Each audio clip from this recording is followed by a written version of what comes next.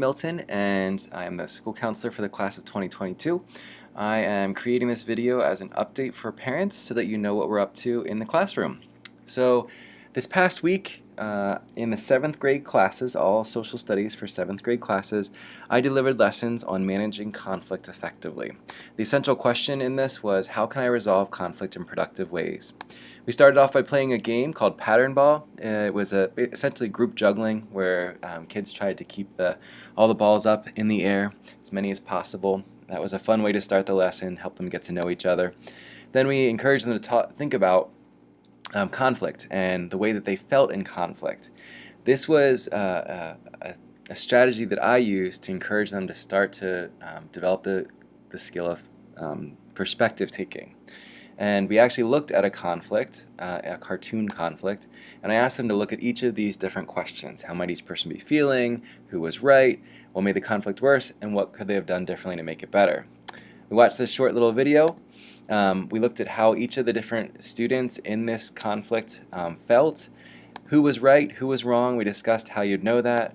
We looked at this quote from Robert Evans that the fact that everyone sees conflict from their own perspective. And because of that, it's really difficult to determine who's right and who's wrong. We looked at what made conflict worse, and that included name-calling, making demands, using sarcasm, not expressing remorse, blaming, and even physical aggression. And then we brainstormed what could students do differently in this scenario to make the conflict go in a more positive direction. We looked at apologizing, taking responsibility for actions, righting the wrong, recognizing the points where the other person is right, and taking a break. Then we looked at some of the brain research. We looked at the emotional brain versus thinking brain.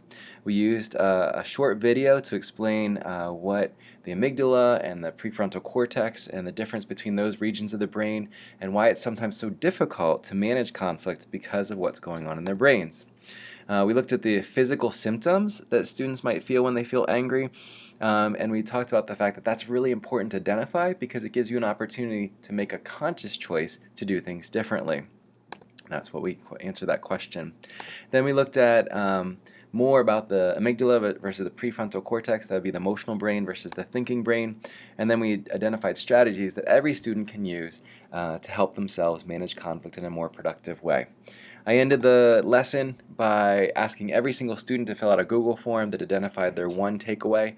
And just based on my initial reading over each of those items, it really seems like students had at least one tool in their toolbox, sometimes two, sometimes three different tools that they now have that this lesson reinforced that they can use. If you have any questions about this lesson or other things that we're doing in guidance, I'd love to hear from you. Once again, my name is Nate Milton. I'm the school counselor for 2022 at CMS. Thanks so much.